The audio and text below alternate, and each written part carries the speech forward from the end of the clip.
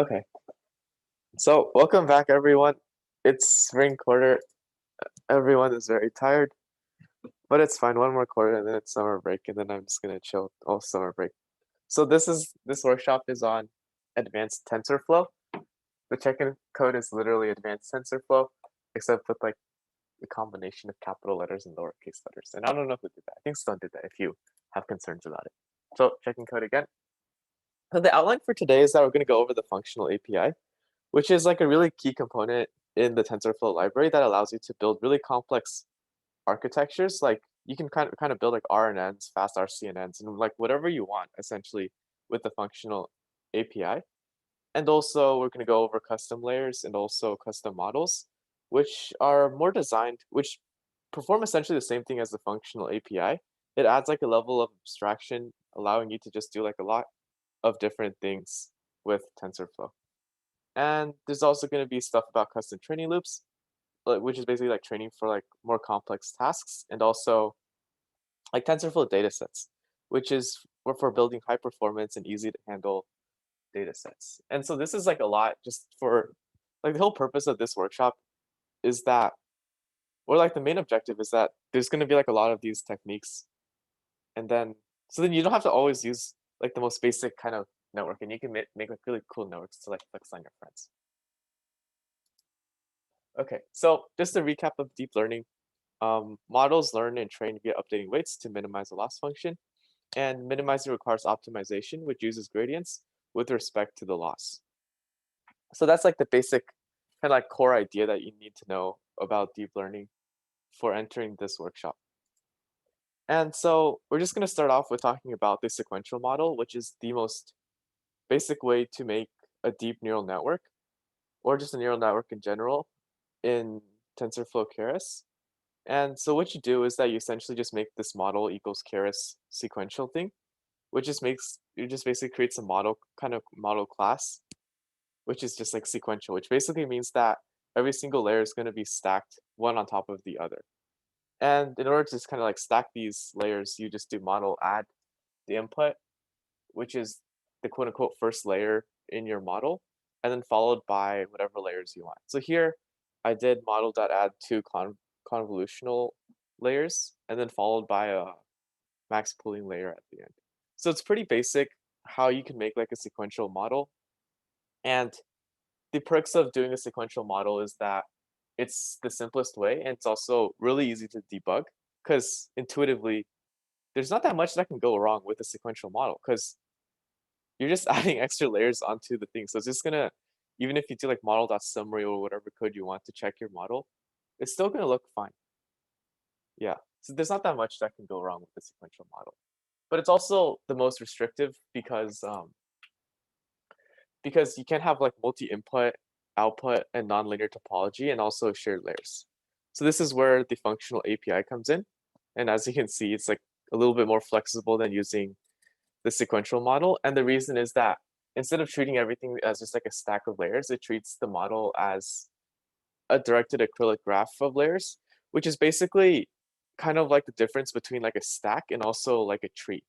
So what it's doing is that it's basically making everything into like a tree. Let me just kind of draw it.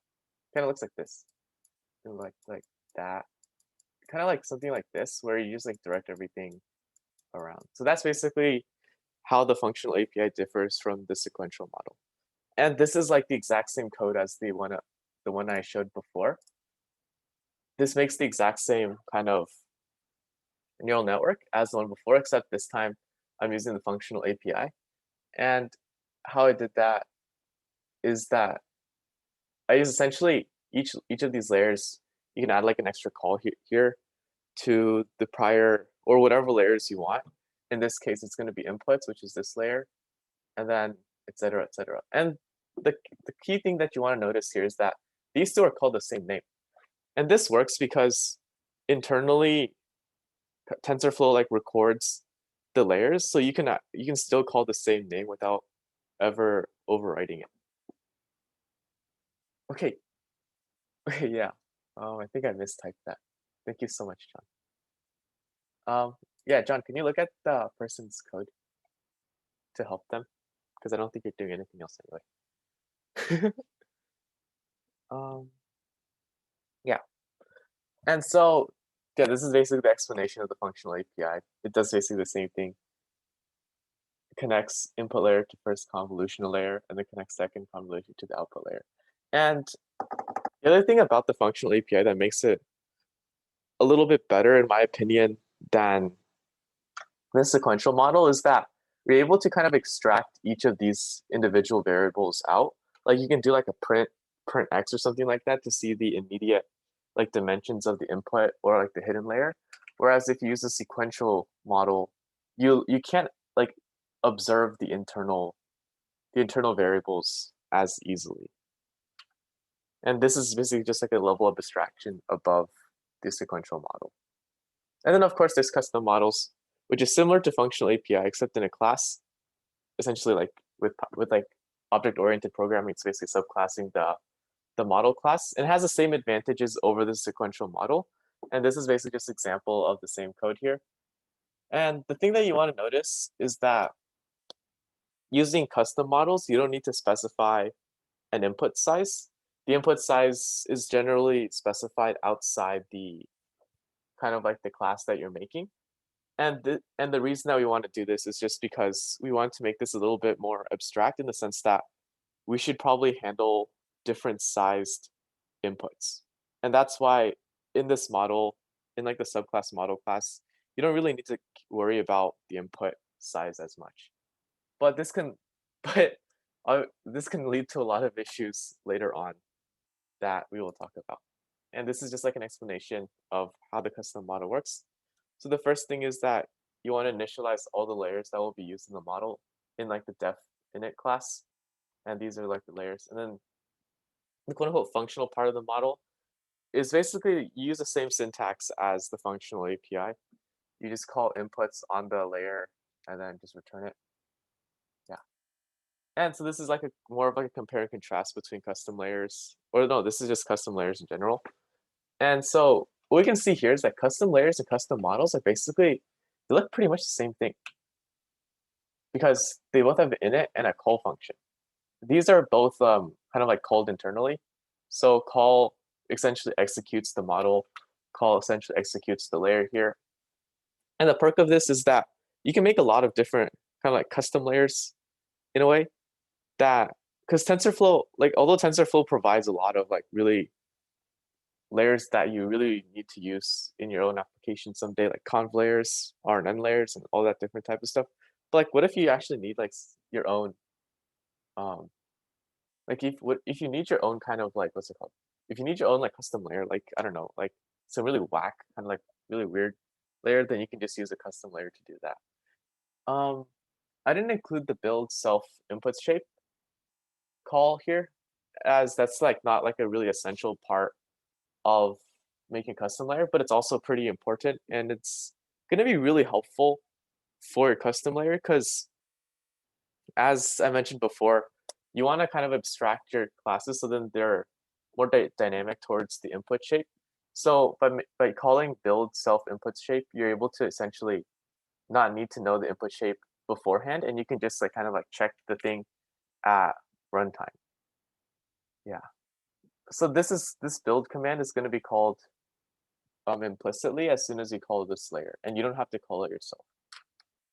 And so this is a compare and contrast of functional APIs and custom models. The pros of functional API is that they're higher level, easier and safer to use. And the model validation occurs during model construction.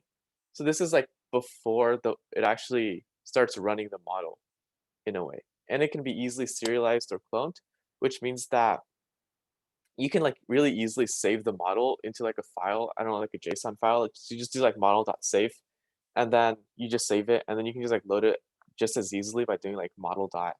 I forgot the exact command. It was like model dot open. Yeah, I don't necessarily remember, but it's like really easy to just open it and close it. And however, the cons of this is that it does not support as dynamic architectures as custom models. And what I mean by dynamic architectures is usually in like RNN structures where you kind of like want to go forward, backwards, and you make like new ones or whatever. It's especially apparent in something like tree RNN or something like that. Yeah. And then these are the pros of subclassing the model. It allows for building models that are not directed acrylic graphs, like TreeRNN, as I mentioned before. And also supports OOP style, like object-oriented programming. So if you're really into like programming everything, so then everything's inside like a object, like a class, then you should just probably subclass the model. The only kind of con for this is that model validation occurs during runtime. So you need to like execute the model and then basically need to like feed information into the model and have it start training, and then it will output an error if there is an error, which is kind of unfortunate because you don't like if you have a really giant network, it'll take a really long time for you to figure out what's wrong with it, as compared to like the functional API, which will immediately tell you that it's basically wrong as soon as it runs. It hits that like line of code. And also, the other problem is that if you want to save your model, you need to know the structure of the model beforehand. So essentially what that means is that you need to kind of like call the model class with like model equals custom model before you actually serialize it, as compared to the functional API, which you don't need to do that beforehand. And so this is basically like the whole idea of this is that we're just abstracting neural networks and making them much more customizable as we go on. Like compare like the functional API and subclassing models to the sequential model, and you'll see that there's a lot more room for making really cool and like really different models for your specific purposes. And so now we're going to move on to custom training. And so training with this method of compiling and then fitting, this works for all three method definitions. The only kind of caveat is that for compiling and fitting, for the functional and also sequential like kind of models, this will occur like if there are any errors, it'll occur before the compile and fitting part. However, with the custom models, you'll get the errors here in the training part, which is kind of why it's unfortunate. And kind of like what we can see is that it's limited in terms of training methods. Like you can't like freeze different parts of the graph or anything like that, which is important when you're training stuff like GANs. And so, Jason, do you want to take over this part? Yeah, sure. So like Edward said, there are occasions where we want to have more access to what's actually going on when we train. So in contrast to the model.fit method that we saw in the previous slide, we can actually have a more direct view and direct handle on what's going on over each epoch. So on the next slide, we have this method that we're going to introduce called the gradient tape. And all the gradient tape does is it's pretty straightforward. It just records your operations that you want to perform what is called auto differentiation. And auto differentiation is the mechanism by which things like gradient descent is actually performed. So you could sort of think of these operations as nodes in a graph, where one node leads to another node, means the input or the output of one operation becomes the input of another. And you could think of going forward as your forward pass along this this graph, and going backwards as the backwards pass. So all we're doing with the gradient tape is just saying, okay, I want to track these certain nodes, and at some point later on, we may want to do something with the gradients of these operations that we track. And so there's two main methods for playing around with the gradients of these operations that you're tracking with your gradient tape. One of them is called tape.gradient. So basically, this is how you actually get your gradients of certain operations. And you can specify which variables that you take the gradient with respect to in the second parameter. So in the code here, we just basically take respect to all the training bowl variables. But you can imagine only taking it with respect to, for example, the input layer variables. So if you have input x, you could just pass an x into the second parameter there. And the second method is the apply gradients method. So basically, this is going to actually feed the gradients into the optimizers, one of which we saw previously, I think. But things like atom and stochastic gradient descent, and then actually perform your gradient descent.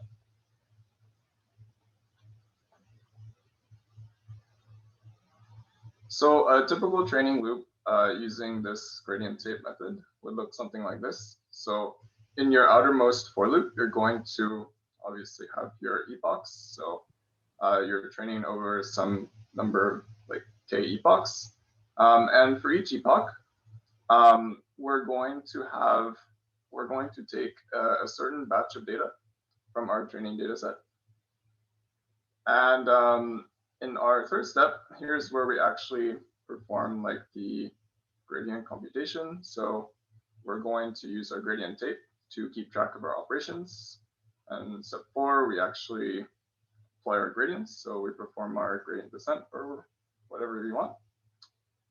And you can additionally do things like log your information about what's going on internally while you do these computations. So that's kind of the advantage of the gradient tape. Maybe you want to track certain values that are going on or track certain gradients, perform extra computations on them, whatever it might be, you now have the power to do this. Yeah, and there's extra steps that you can do, like performing validation, as long as you set training equal false, and saving your model. So, maybe you validate your model, you see, oh, on my validation set, it performs very well. I would like to save the one that performs the best on my validation data, stuff like that.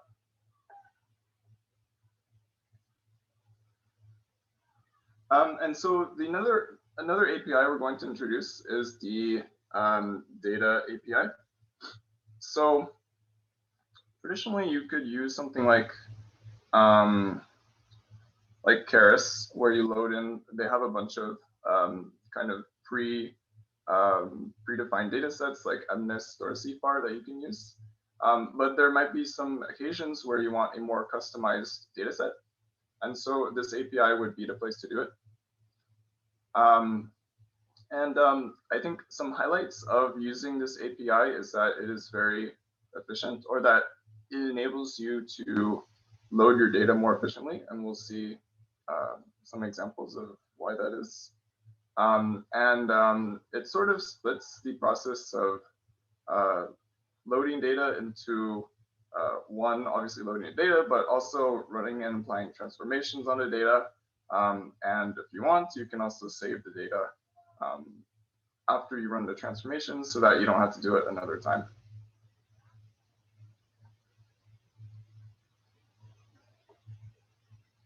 So another advantage of using this API is that we have this batch function.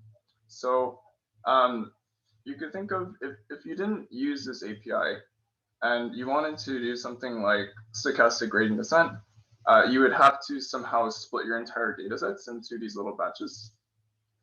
And you would probably have to implement that yourself. But with this API, it pretty much implements that for you. So you don't really have to worry about implementing it. You could just call batch, and it automatically splits it up into a bunch of batches. There's another function called take, which basically takes some number of batches, whichever number you specify. So in the code example here, we just take 4 batches, and you could do whatever you want with them. Maybe like just plot the images if they are images or whatever to examine your data set or a sample of your data set. There's another method called shuffle.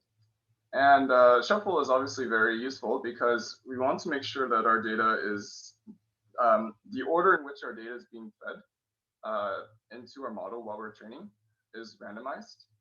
If you do not randomize this, then you will get not very good results. So it's very important to remember to randomize. And you could do that with the shuffle method. Shuffle method also takes in this parameter called buffer size. It's not too important, but basically what it does is that it loads in, for example, in the code on the right, it loads in 100 shuffled images, if that's your data.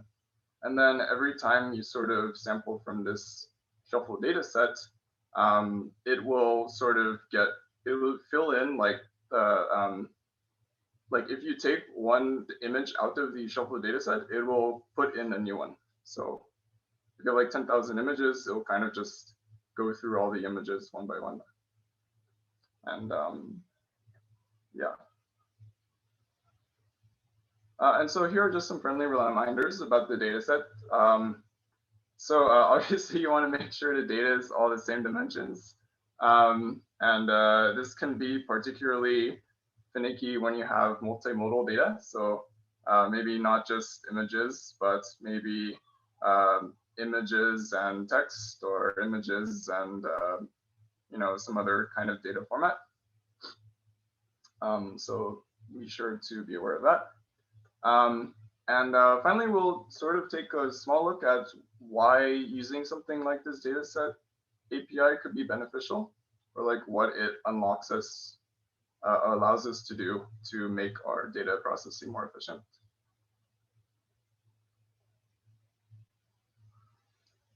So here's some graphs, and I'll explain what they mean. But basically, on the top, the first graph on the top is showing data loading, how you would normally do it, like without data sets. So you're in the first row, you're actually opening the file, and that's the dark purple. And in the second row, you're actually reading chunks of the file. So you can imagine at each epoch, you're reading another batch from the file.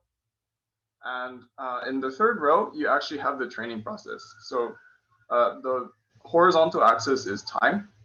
And so obviously longer bars means it takes more time to do this computation. And you can see in the naive way, we kind of alternate between reading from our file and training, right?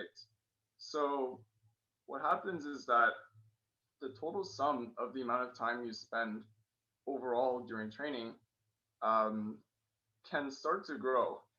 And you might wonder, well, wouldn't it be more efficient to just kind of overlap some of this, right? Instead of just alternating back and forth.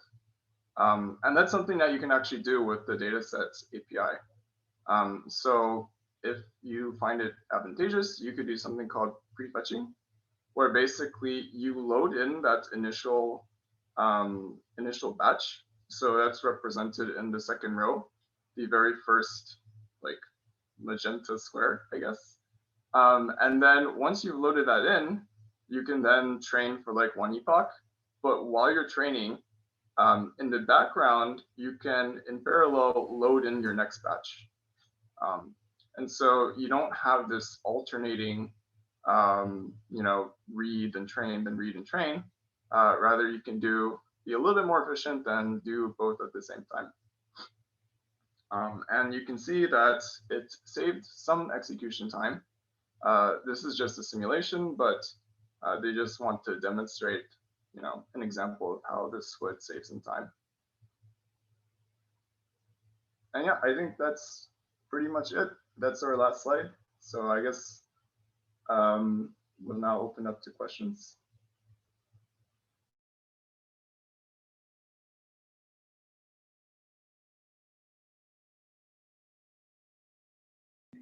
Yeah, I have a question about gradient tape. So maybe you could go back to that slide.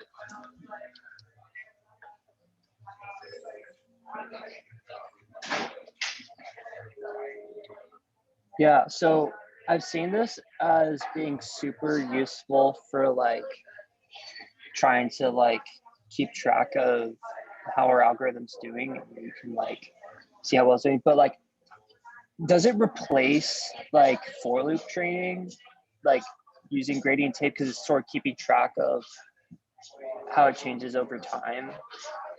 Like, what is this replacing? Because like I feel like I sort of just like used it on top of outside of for loops, because I thought I would just keep track of variables, but it seems like it has more of an active process. Yeah, Edward, do you mind going to the next slide? Yeah, for sure. Yeah, so here you can see maybe some context on where it will be used. So it's not necessarily replacing something, it's more so making a process more transparent, and that process is like your model fit method, right? So all gradient tape is doing is it's giving you access to, for example, gradients at individual layers. Whereas before with model fit, you wouldn't really have access to those kind of internal computations. So if I have like a custom model or a custom loss, then I would want to use gradient tape rather than just like model.fit. Yeah, I think anytime you have some sort of extra computation that you want to perform at each epoch, then you could use gradient.tape and then just add that computation at the end of each for loop iteration. Thanks. That helps. No problem.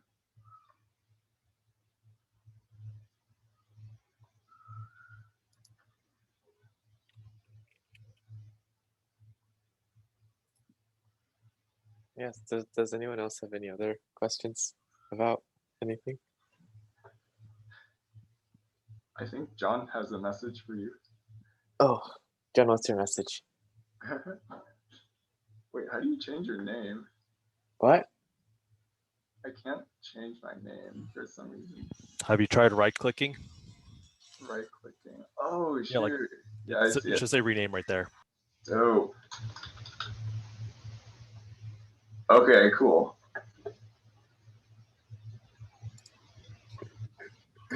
Okay, Jason.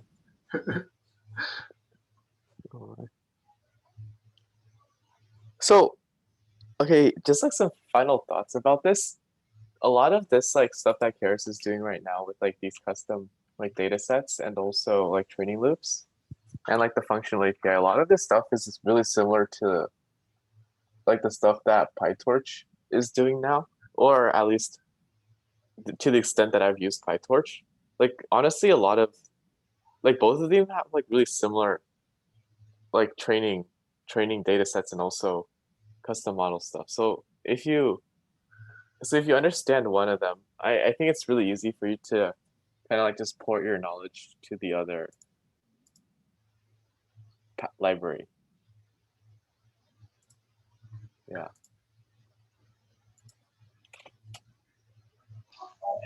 I have a question about like the number of layers you guys are using. Because I've seen like a lot of examples, and all of them are like wildly different. Like one But you kind of cut out initial hidden layers, and then I'm gonna like split it in half. Like the number of layers that people are using, like it's like 512 to 256 64, and then somebody else is like 64 32. Others like it's not even like he's getting lower. Like the only thing that's consistent is like the output vector and input vector. Do you, like where do you guys get? Is there like a reasoning to this? Doesn't seem like there is. So I think it's just like a rule of thumb, or at least that's what a lot of people do, and it's I don't know if it's like really experimentally verified or anything, but like with the thing where it's like everything's like a power of 2, like 512, 256, 128. I think that's just like what everyone is doing. And yeah, I don't have like a really good answer as to why they use powers of 2. I think it's just like the most interpretable way, and it's also like really nice when it goes up and down. But in terms of like how many, like specifically like why it's like 128, 256, 512 and that kind of stuff, is that the kind of intuition is that you don't want to jump really fast from like 512 all the way to like I don't know, like 8, because then you're gonna lose a lot of like information between those two. So you want to like just gradually go down from like 512 all the way down to 8. But in terms of something like why you have like I don't know, like 256s together or something like that, that's usually more dependent on your model. I think it's more along the lines of being like experimentally verified that that will work really well. I guess the best example of that, or like the most clear example of that, would be something like a UNet or something like that, which is I think a pretty standard way of doing image segmentation in 2D. That model, it has like the 256, 512, that kind of stuff. But what's really cool about the model is that the dimensions essentially expand, or they could essentially contract from, I think, the initial like 1024 down to, I don't know, like I think 128, and then it expands back up to 1024. So a lot of that is also dependent on the architecture and like kind of the purpose that you want to do with it. Yeah, UNet. I mean, it's in the name, like it's a U. Like if you look at it, it's a U. So people basically just fucked around and found out. Yeah, I think that's probably the best way to think about it. But I mean, there is a little bit of intuition behind it, because essentially the downwards part of UNet is the quote unquote feature extraction part, where it extracts key features from the image. And then the part that it basically upsamples, that's essentially where it quote unquote generates the kind of like the outlines that UNet is usually used for. And then like this really similar architecture can also be seen in just most GANs, because it's like a contract stage and an expansion stage. But generally, like the rule of thumb is that for all feature extraction ones, it's just going to decrease the dimensionality from like 512 to 56 then down. Because, well, like with an image that's 128 by 128 by 3, that's pretty large. And then like you need to like make that into like a pretty small feature set that you can determine with. Yeah. But like for state action spaces, like I was thinking that you see some of them and like right off the bat, they simplify it. It's almost like they're trying to force it to create regions. And then others, they just try to make it as large as memory allows. Like, are you familiar with the reasoning behind that? Is that, I'm not really familiar with like the intuitions behind RL. I think John can comment more on that. John, are you there? Okay, I think John is eating. We're gone. I don't know. Wait, do you have like a specific paper or something about this?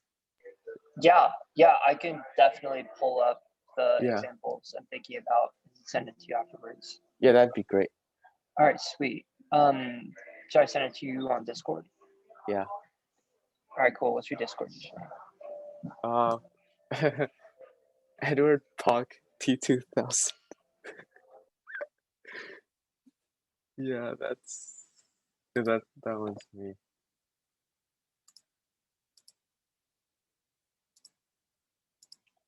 Yes. John, did you just like leave or something? I think John left. That's unfortunate. He's researching what fascist dictator to rename himself as. That is true. Oh my god.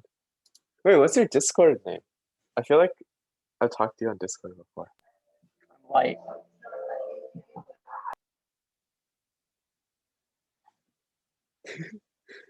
What is this closed caption? Oh my. Yeah, I can probably just stop recording at this point.